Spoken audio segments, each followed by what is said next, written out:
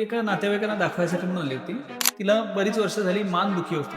त्याचं लोड मानेवरती येतंय का? सर्जरी झाल्यावरती इमिडिएटली एक छोटीशी सर्जरी किती मोठा बदल घडवून आणते. एक सॉफ्टवेअर इंजिनियर आली होती माझ्याकडे आणि तिचं असं ती एका नातेवाईकांना दाखवायसाठी म्हणून आली होती.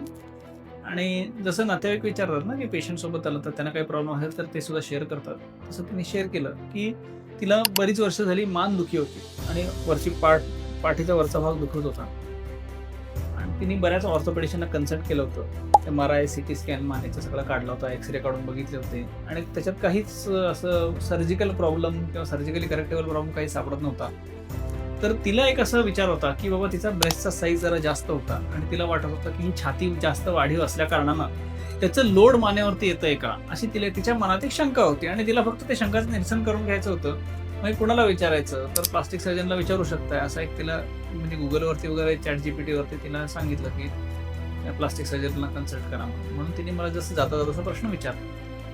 मग तिला मी एक्झामिन केल्यावर तिचं बऱ्यापैकी छातीचा साईज जास्त होता आणि त्याच्यामुळेच ते मानदुखी असावं असं समजून मग आपण त्याच्याप्रमाणे सगळं प्रिपरेशन केलं. सर्जरी झाली.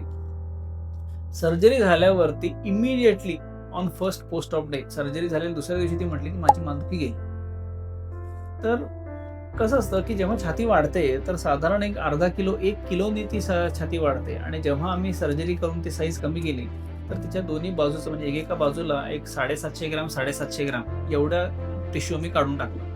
तर जस्ट तुम्ही इमॅजिन करा की हा प्रॉब्लेम किती सिव्हिअर असतो. तर जर का तुमच्या गळ्यामध्ये आपण जर का आता पाऊण किलोचे दगड लटकवले तर त्याचा मानेवरती किती त्रास होत असेल, किती लोड येत असेल, किती दुखत असेल.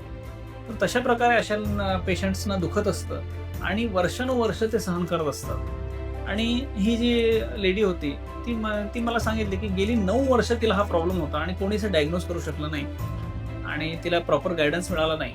आणि एक छोट्याशा सर्जरीने तिला कायमस्वरूपी त्याच्यातून मुक्ती मिळाली आणि आज तिचं प्रमोशन झालंय, ती मोठी आता ऑफिसर झालेली आहे. आणि हे सगळं बघून मला खूप आनंद वाटतो. एक छोटीशी सर्जरी किती मोठा बदल घडवून आणू शकते.